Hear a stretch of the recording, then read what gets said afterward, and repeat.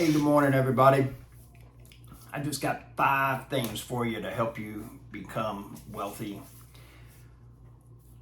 Starting on your journey of financial independence, these are things that I found to be true for myself and I did not know.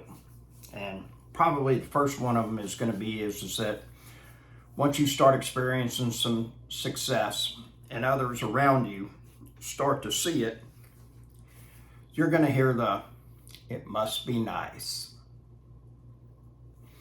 And quite frankly, now it doesn't affect me the same, and I don't rush to tell anybody on how to do things different or point out any side hustles for them to do any different so that they can start saying, it must be nice. I love going over to Biloxi and getting crab legs, and I love the Dungeness crab legs. Go over there for all you can eat, about $50, and I just rack up, okay? And, I'll put pictures on social media, and somebody's always, man, it must be nice to do that. And I'm like, you know what? It is. It really is. However, here's the thing about it. There's a price to pay.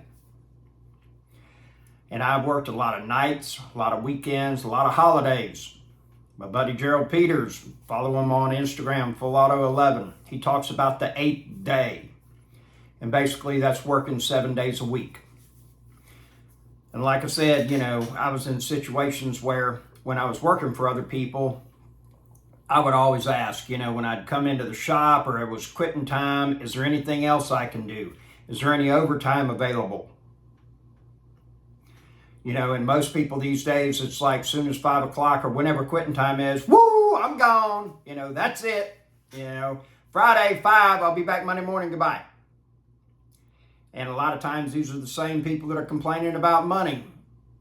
They're not doing anything else, okay? Now, I'm not going to tell you and fill you in and say, money is the cure-all, be-all for everything, because it's not. My father died from cancer. No amount of money was going to cure that. Even one of the richest people in the world, Steve Jobs, he died from cancer. Money wouldn't fix that, and he had plenty of it, okay? However, what it will do, it will eliminate a tremendous amount of pain out of your life. And especially when you get to the point of what I call having fuck you money. And what that is that, we've all heard about the golden rule. Do unto others as you would have them do unto you. What's rarely talked about is the gold rule. The one with the gold makes the rules.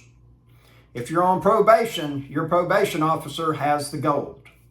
If you're having to work for somebody else, they have the gold. If you're renting a property, your landlord has the gold. Quite simply, it's this. If you've got 6 months worth of money saved up and your boss gets sideways with you, you can say, hey man, have a good day, I'm done. Well, where are you going? Doesn't matter. I got 6 months worth of money. I don't have to put up with your attitude. Have a good day.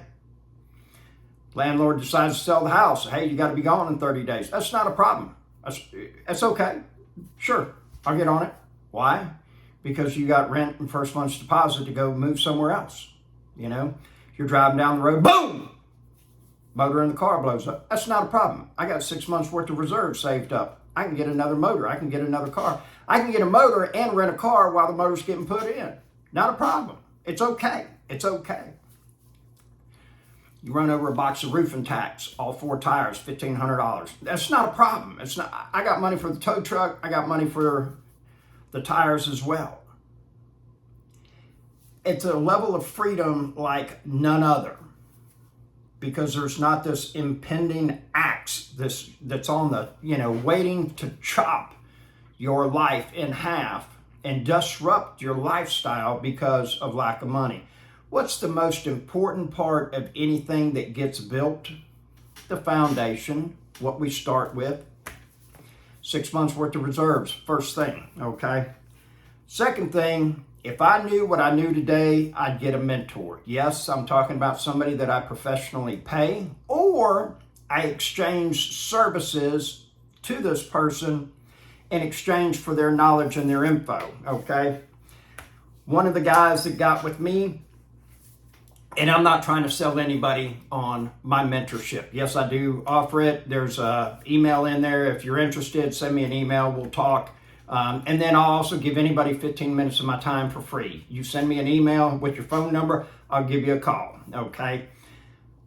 Gentleman, he's 26, got money in the market, got a couple rental properties. He got involved with my mentorship and everything, and I ended up saving him about $80,000. Taught him a couple different techniques to do some things and kind of directed him in a certain manner, and he did them, and it ended up saving him $80,000. Now, there's another guy that we got to talking and everything, and he kept asking me, what would you suggest? What would you do? And everything. And I kept saying, get a mentor. And then he was like, well, I guess you do that too. And I said, yeah, I do. And he said, yeah, okay. I said, look, man, I'm not trying to sell you on me, Yeah, sure, and everything. I said, okay, fine. You give me $1 million, I'm still not mentoring you. It's off the table, okay? Don't worry about it. I'm not going to mentor you at any price, okay? But I will still tell you that's the thing that you should do, okay? The biggest thing having to do with mentorship is you get the knowledge, and you get, like with me, I've been doing real estate for 22 years. You get 22 years worth of knowledge coming to you, okay? But the biggest thing is you buy into my network. You buy into the access of everybody that I've met and known over 22 years. That's huge, okay? Absolutely huge. I bought 3 houses for less than $20,000 a piece. I bought 2 houses for less than 10 grand. Now, how much do you think that would be worth for somebody to learn how to do that? And when I was talking with that guy, he was like, well, how do you do that? And I was like, I've done it more than once. I've done it more than twice. And now there's a deal that I'm looking at that I might end up getting this thing almost given to me, okay? It's a real unique situation. It's like the moon is right, the tide's coming in, and this person's in a bind. So regardless, that would be the second thing that I would do, is get a mentor. It will exponentially catapult you to get where you want to go. The other thing is make a plan, okay, and have it and put it in writing. Don't talk about it, but put it in writing, and and be very specific with it, such as, at the end of this year, I'm going to make an additional $2,000 a month. Okay, so that's an additional $24,000 a year. How am I going to do that? Well, now start listing things out. I can cut grass, I can clean gutters, I can do this, I can do that. How many rental properties do I need to buy? At what numbers to be able to have, a net cash flow of $2,000 a month? Figure it out, whatever it is, Personally, I suggest starting small, starting with goals that are obtainable. That goes against a lot of what people will tell you as far as, start big, immediately go out and try to buy a trailer park, but try to buy, 200 unit apartment complex or something like that. Shoot big. I get it, okay? I am one of those people that I need to have some results, okay? Or I start to get unmotivated. I start to get discouraged. And so I got to have results. As you see in my life, in the way, looking at my videos, this has been a progressive thing, but in the last 4 years, there's been gas on the fire, because it was like 3.5 years ago, I had 19 properties. Now I got 34, okay? All of my efforts every day, minimum, I'm at least spending 30 minutes a day on having to do with real estate. I spend 30 minutes a day on having to do with sales training to sharpen my skills with sales. And that's absolutely huge, folks, because regardless of what it is that you do, you're always going to be selling yourself, okay? The better orator you are, the better at communicating, the better at you are talking with people, then the better off you're going to do. That's all there is to it. I mean, you sit there and look at, I forgot the guy's name that wrote Think and Grow Rich, Napoleon Hill, Think and Grow Rich. And, and then Dale Carnegie with How to Win Friends and Influence People. Both of those books talk a tremendous amount about being nice to people, because people want to do business with people they like. So there you have it, all right? The other thing is you got to take action.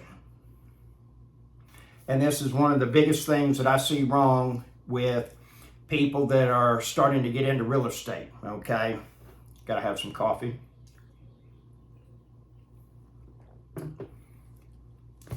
Two years ago, hey man, what are you doing? My name's Robert. Oh, my name's John. Nice to meet you. What are you doing? Well, man, I'm getting into real estate and everything. I'm gonna be a real estate investor and everything. I'm gonna do this, I'm gonna do that. Oh man, that's fantastic and everything. Well, what are you doing right now and everything? Oh man, I got some deals and everything. I'm running the numbers and everything. And I'm looking at this, looking at that. Okay, fantastic. Happened to see John a year later. Well, John, how's it going, man? Oh, man, pretty good, and everything. I got a couple deals that I'm running the numbers on and everything like that. Well, how'd those deals work out before and everything? Well, I really didn't like this. I didn't like that. And yeah. Well, John, how many have you bought? Well, none. All right. See John 2 years later. Where you at, John? Well, I'm still running the numbers. And I actually asked somebody this. I said, what fucking question do you need answered for the last 3 years that you haven't found the answer for you to be able to move forward and make an offer? Have you even put and submitted an offer? No. And I was like, you probably aren't cut out for real estate. Well, why do you say that? I said, because you're not doing anything. It's just the nature of the beast, folks. You are going to have to pull the trigger. You're going to have to fail to be able to succeed. You're going to have to take the risk to be able to get the reward. That's all there is to it, folks. It does not go any different, okay? You will have to get off the couch and do something. Gary Johnson heard me say that. The guy's blind and started a junk removal business, okay? So if Gary will do it, you got no excuse, all right? If there's anybody that had an excuse to stay on disability and not do anything, it was Gary, all right? Blind guy, starts a business. Get the fuck out of here. Unbelievable. Okay. So then, once you start doing that, you got to repeat it. Don't start at 1, don't start at 2. Or don't stop at 1, don't stop at 2. Keep on going. Stack them. Get them going. Get them going, Figure out what your number is. Do you need $20,000 a month? Do you need $30,000 a month? Do you need $40,000 a month? Figure out what that number is and make it happen. Go back 2 steps. The plan. That needs to be in there. Be very specific, okay? I do weekly goals, I do a monthly goal, and then I do a yearly goal, okay? You need to be doing the same thing. Stay focused, all right? There's all kinds of distractions out there to get us diverted. Cruise, going to the beach, Louis Vuitton purse, new kitchen, new 4-wheel drive, new hunting rifle, new 4-wheeler, new rims for the car, new paint, new kitchen, whatever that is. There's a lot of stuff There's a lot, there he goes. There's a lot of stuff out there to distract us, okay? If you look and watch the most successful people, okay, you meet everybody else. Jim Gates, Zuckerberg, Bezos, we all get 168 hours every week, all right? If you make it through the week, if you live all 7 days, you get 168 hours. What we do with those hours truly makes a difference, okay? Start time blocking yourself, From 7 to 8, I'm going to do this. From 8 to 9, and then do me a favor, check and see how much time you got on your phone. It's called screen time. You would be amazed and sit there and say, okay, well, if I got 5 hours a day on my phone, imagine if I cut that in half and I took that 2.5 hours and I started devoting that to sharpening my skills as far as being a better person, being a better employee, or starting a business to eventually become an owner-operator, get out from working for somebody else and start leveraging my time to bring in more money to buy more rental properties or more dividend-paying stocks. Folks, I don't make the rules, but I have to, 1, acknowledge they exist, and number 2, follow them. The path to create wealth and financial independence is extremely simple. It's not easy, okay? It goes against everything you and I have been taught. What have we been taught? Get a degree, go to work for somebody else for 30 years, and work hard and save your money, okay? If working hard was the only thing, every ditch digger would be billionaires. They're not. They are not. But it's possible for you to be one. Again, you want 15 minutes of my time, send me an email, include your phone number, and I will give you a call at some point. Have a very wonderful day, and let me know how you're doing. And figure out who's got your money.